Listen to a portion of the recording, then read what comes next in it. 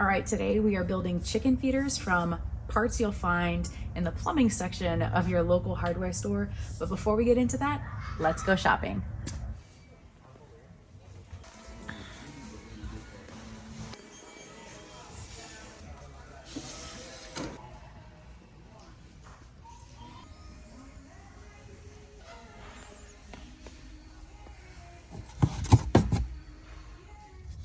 All right, so made it back home. I got the parts that I needed. I actually had an extra one of these at home. So the nice thing is that I can reuse some of the items that I kind of just had around from other projects. So as random as it is, I have this one already handy at home.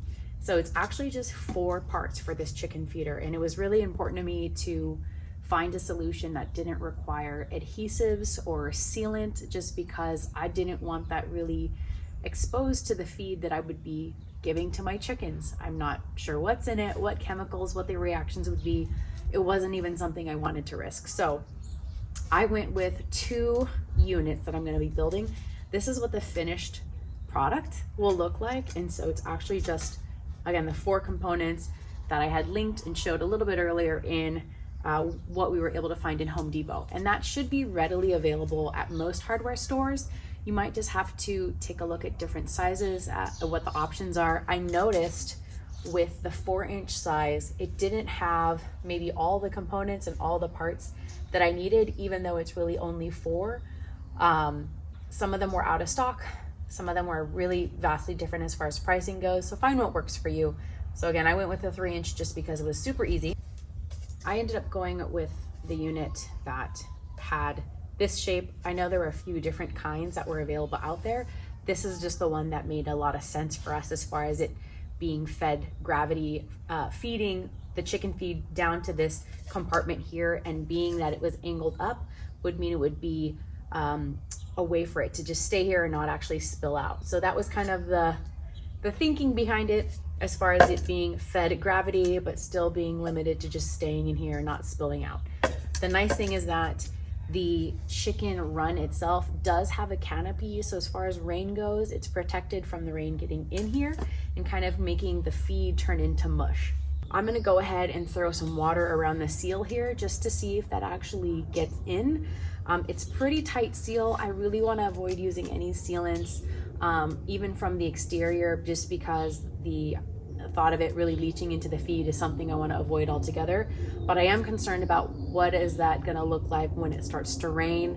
The chicken run itself is not waterproof. It's outside, so it is exposed to the elements. So we're gonna test this, throw a little bit of water on the seal and see how it performs. All right, so I took a water bottle to kind of simulate rain from the exterior, and I'm gonna spray it around the opening here just to see if I can observe inside if any rain had actually, or any moisture had actually leached in.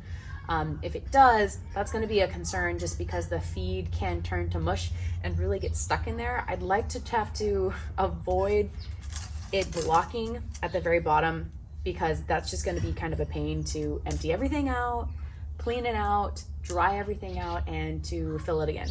Not that that's impossible, because it's really just fitting the parts together, but it's just a pain. So let's see what that's gonna look like.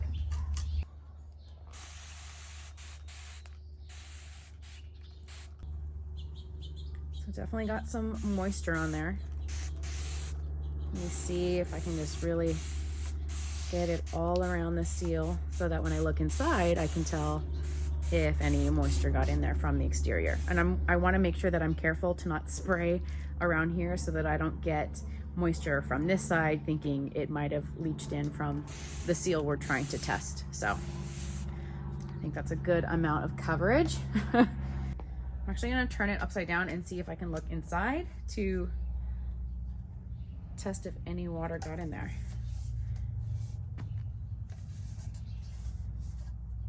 And I have to say, I'm pretty impressed. There's no droplets at all. Let me see if I can capture this in there. It may not be picking it up, but what I can tell you is that from testing it with the water bottle, just on this seal here that I was really concerned about, no moisture from the test. So that's promising. Yeah, nothing. That's not a test I was able to do in the store. Probably could have if I had asked the employee to let me assemble this really quick and test this, but it's really just something that I wanted to get home, see how the parts really fit together, see if it was a tight fit, and so far super promising. So that's really one of the main components here, is just getting this tube connected to this piece here. They do sell these end caps. There's a few different versions. I found 2 different versions in my Home Depot. I ended up going with one that was a little bit thicker.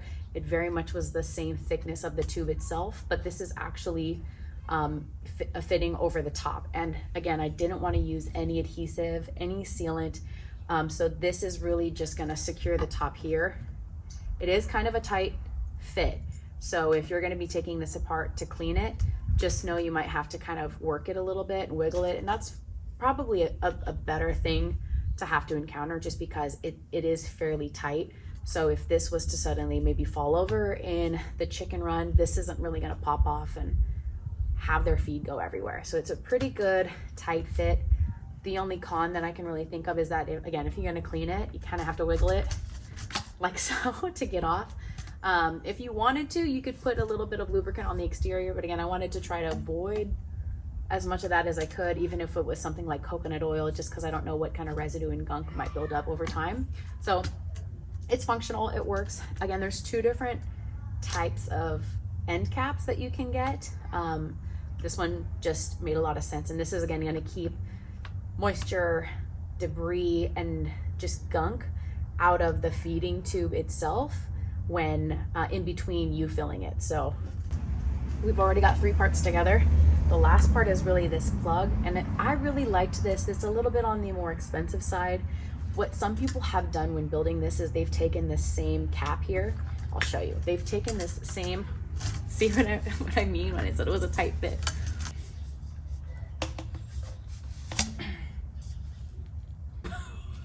I took way longer than I wanted to take this cap off to talk about it again.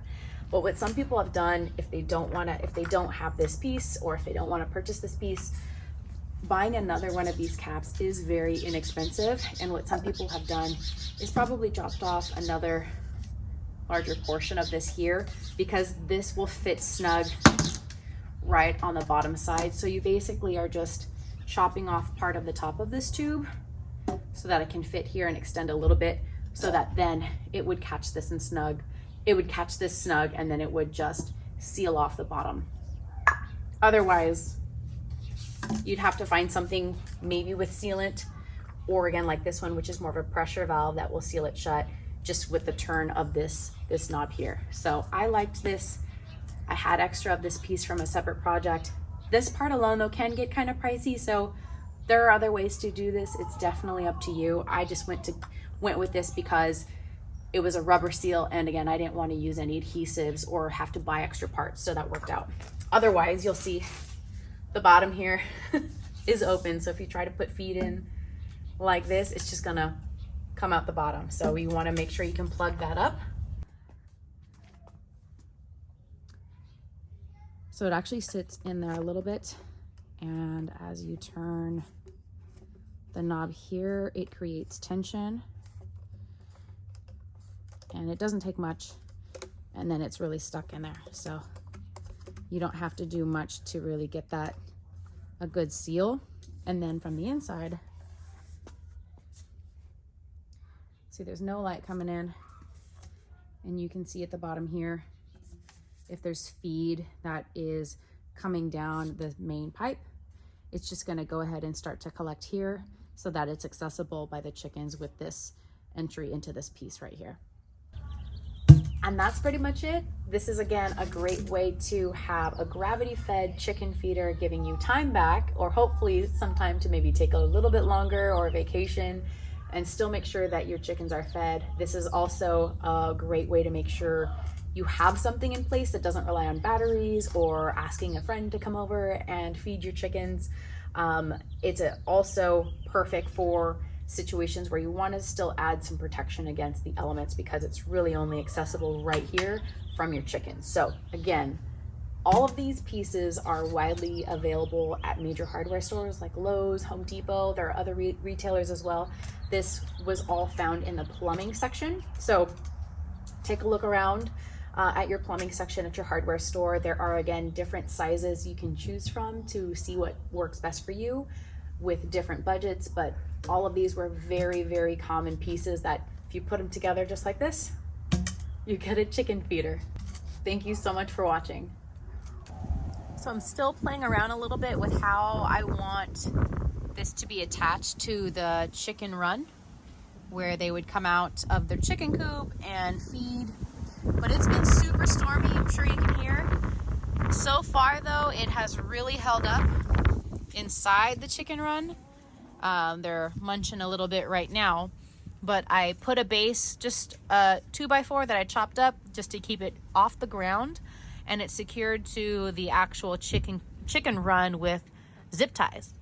And that's pretty much it. Everything else was just the assembly of it. And inside, we're gonna take a look. The feed looks like it's still dry from out here. So just an update, it has been rainy and stormy, and the water has been sealed out from the top with these caps, and the feed inside is still dry. And so far, it's working good.